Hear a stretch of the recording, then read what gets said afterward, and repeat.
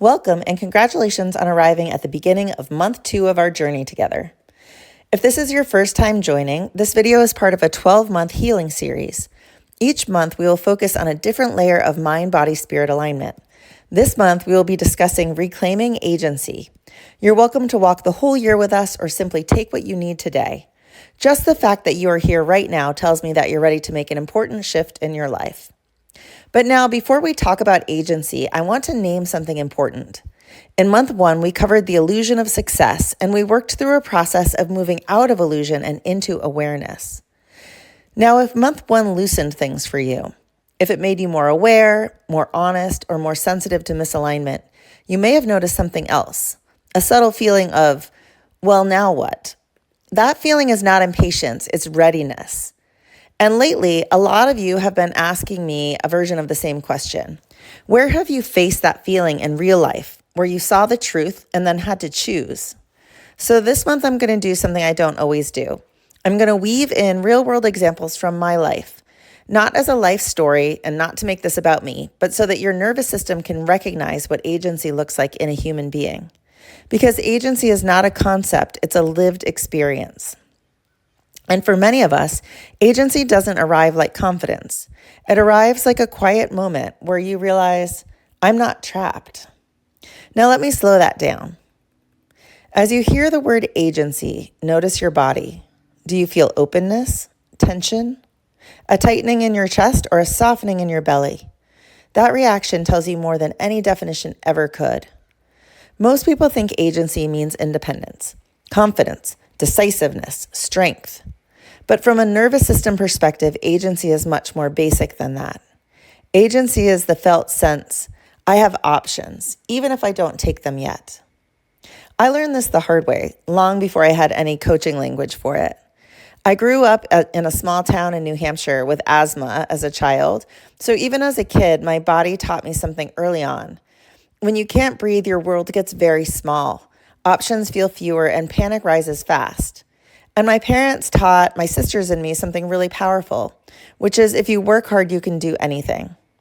I also grew up in a long line of strong women. There were 3 girls in my family, and my mom was one of 5 girls. So I was raised with this expectation that women can do anything that men can do. And that belief helped me, and it also shaped me. Because sometimes I can do anything at all turns into I must handle everything. And agency is the moment when you realize that those are not the same. Here's what I mean. There was a season of my life when I looked like a high-functioning athlete, CEO, and mom on the outside, and I felt trapped on the inside. I was a mom of 2. I was in a toxic marriage. And if you've ever been in something like that, you know that the trap isn't only external. It's internal. Your nervous system is constantly calculating consequences. And this is where triathlon actually changed me. Not because finishing an Ironman magically fixes your life, but because training taught my nervous system something very specific. I can do hard things and I can choose. When I finally left that marriage, it was the hardest thing I've ever done. Harder than 7 Ironmans, harder than the physical suffering of endurance sports. Because leaving wasn't just a decision. It was my nervous system learning that choice could be survivable.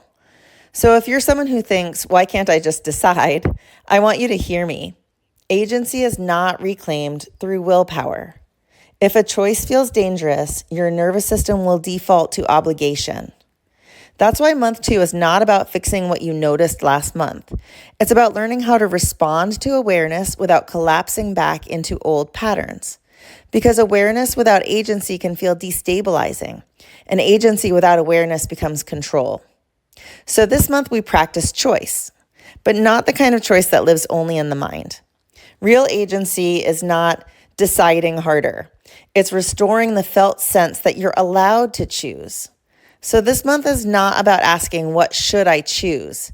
It's about learning how to experience choice without panic. I'd like you to think of something in your life that you currently feel obligated to do. Now, without changing the situation, quietly say to yourself, I am choosing this for now. And just notice what happens. You may feel resistance or relief or fear or anger. There is no correct response.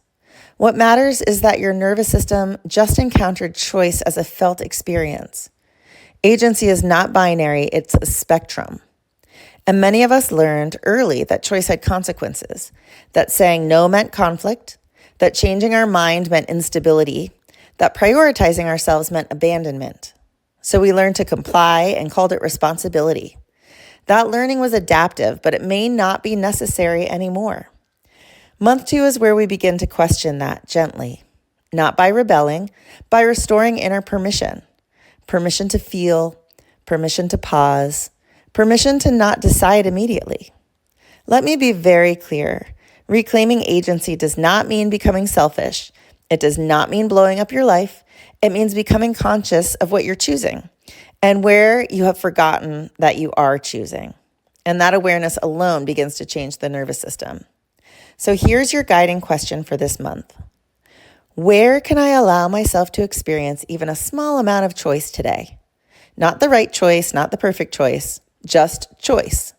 Because the moment your body learns that choice is survivable, agency begins to return.